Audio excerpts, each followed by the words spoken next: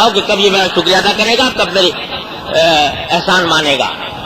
تو پھر اللہ تبارک بھائی دیا ہی تھا اللہ کے لیے، اپنے فائدے کے لیے دیا تھا کہ آخر میں مجھے ثواب تو اس میں ثواب مل جائے گا.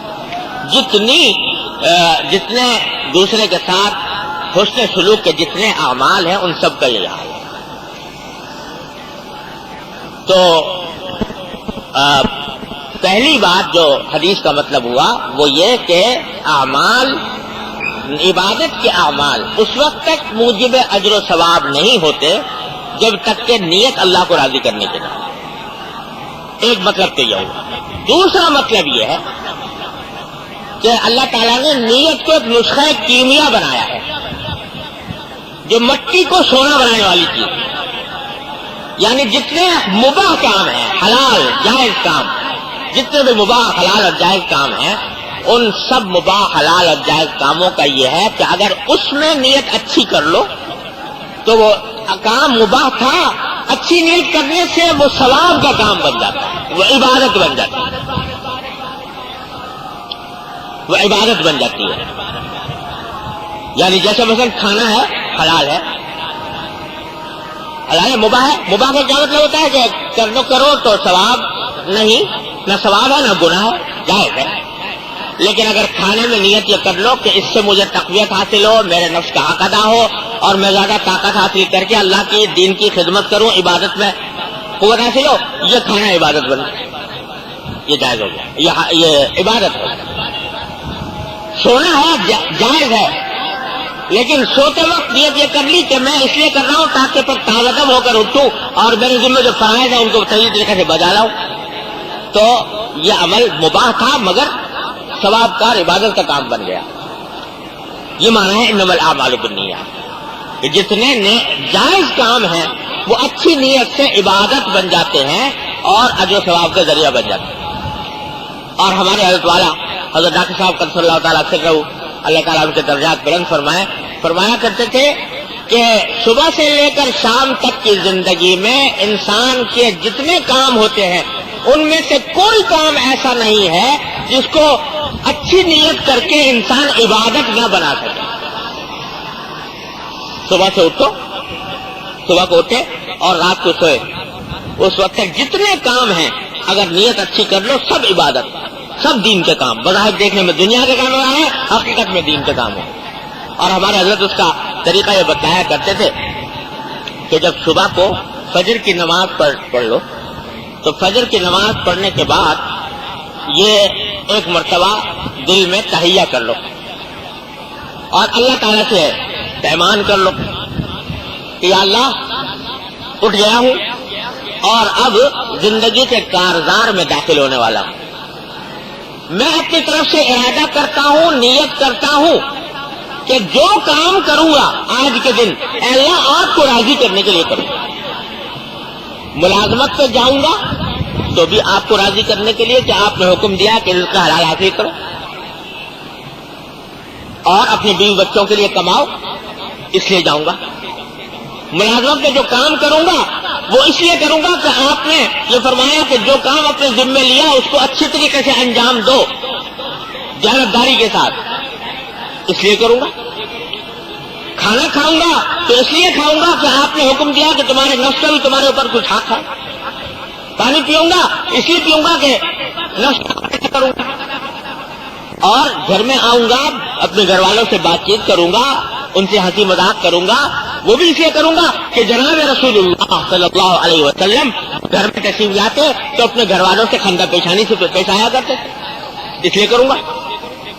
اور رات کو سوؤں گا تو اس لیے سوؤں گا تاکہ رات کو سونے کے بعد صبح کو فریش ہو کر اٹھوں اور پھر اپنے فرائض تنجیح سے انجام دے سکوں. تو جو کام کروں گا اللہ آپ کی راضی کرنے کے لیے کروں. یہ صبح کو ایک مرتبہ نیت کر لو. اور یہ بھی اللہ تعالیٰ کی نعمت دیکھو کہ جب آدمی ایک مرتبہ صبح کو اجمالی طور سے عمومی طور سے نیت کر لے تو سارے دن وہ نیت قائم رہے گی انشاءاللہ. ہر عمل پر الگ نیت کرنے کی بھی ضرورت نہیں، یاد بھی نہیں ہے. تو چونکہ صبح کے وقت میں تم نے نیت کر لی کہ آج جتنے کام کروں گا اللہ آپ کو راضی کرنے کے لیے کروں گا، کہ انشاءاللہ ثم انشاءاللہ وہ نیت قائم رہے گی، اور نیت قائم رہے گی تو اس کے نیت کے حساب سے انشاءاللہ تعالیٰ وہ ساری زندگی کے سارے کام عبادت بن جائے گے۔ تو یہ دو مطلب ہوئے بھائی انما الاعمال بالنیات کے۔ ایک یہ کہ ہر عبادت کا کام اس وقت عبادت ہے جب اللہ کو راضی کرنا مقصود ہے، اور دوسرا اس کا نام اخلاص ہے، اور دوسرا کام یہ کہ مباح کام، جائز کام، یہ اللہ تعالیٰ کو راضی کرنے کی نیت سے اگر انجام دیے جائیں تو مباح کام بھی عبادت اور ثواب کا کام بن جاتے ہیں۔ یہ ایسا نسخہ کیمیا ہے، اگر اس پر ہم لوگ عمل کر لیں، روزانہ صبح کو اٹھ کر یہ نیتیں کر لیں، تو صبح سے لے کر شام تک کی زندگی پوری انشاءاللہ عبادت ہو جائے گی۔ اللہ تبارک و تعالیٰ مجھے آپ کو سب کو اس پر عمل کرنے کی توفیق عطا فرمائے، اور ہماری تمام زندگی کے کاموں کو اپنی رضا کی خاطر بنا دے، اخلاص عطا فرما دے، اور ہمارے اعمال کو قبول فرما دے۔ وآخر دعوانا الحمدللہ۔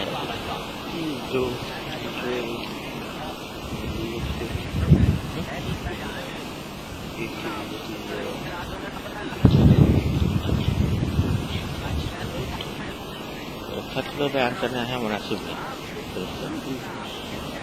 یہ سب لوگوں کا مجمع میں بیان کرنے سے غلط ہوتا ہے، اس کو منع کرنا، اس لیے کچھ جس کو مسئلہ پوچھنا ہو وہ لکھ کے دیں۔ بھائی بعض رات نے کچھ مسائل پوچھے ہیں پرچے پر لکھ کر، اور خاص طور سے مسائل ایسے ہیں کہ جس میں تھوڑی تفصیل درکار ہے، اور تفصیل والے مسائل جو ہے وہ مجمع عام میں اس طرح بیان کرنا مناسب نہیں۔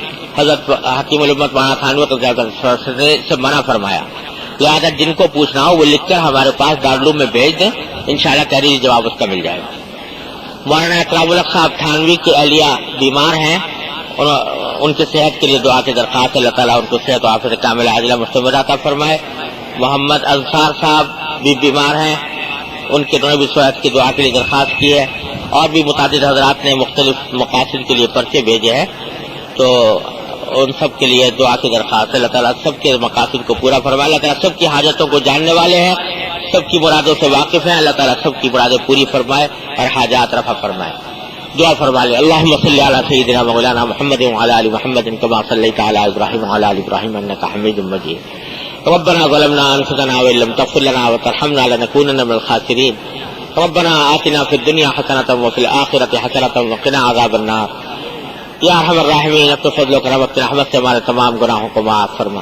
اے اللہ ہمارے اعمال و اخلاق کی اصلاح فرما، یا اللہ ہمارے تمام گناہوں کو معاف فرما، ہمارے اعمال و اخلاق کی اصلاح فرما۔ اے اللہ ہم سب کو دین کی صحیح فہم عطا فرما، اس پر عمل کی توفیق عطا فرما، اس پر استقامت عطا فرما۔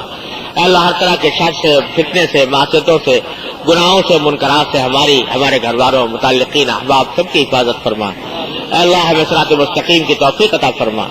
اے اللہ ہم سب کو صراط مستقیم کی توفیق عطا فرما۔ اے اللہ ہمارے عمل کو بھی درست فرما، ہمارے نیتوں کو بھی درست فرما۔ اے اللہ اپنی رحمت سے ہمارے اعمال اور نیتوں کی اصلاح فرما۔ یا ارحم الراحمین ہمیں اتباع سنت کی توفیق کامل اور راسخ عطا فرما۔ اے اللہ ہمیں اتباع سنت کی توفیق کامل اور راسخ عطا فرما۔ یا اللہ تمام حاضرین اور حاضرات کو ان کے تمام جائز مقاصد میں کامیابی عطا فرما، سب کی پریشانیوں کو دور فرما، سب کی مشکلات کو آسان فرما۔ اے اللہ جن لوگوں نے ہم سے دعا کے لیے کہا ہے، اللہ اپنی رحمت سے ان سب کی دلی مرادوں کو پورا فرما، ان کو مقاصد حسنہ میں کامیابی عطا فرما۔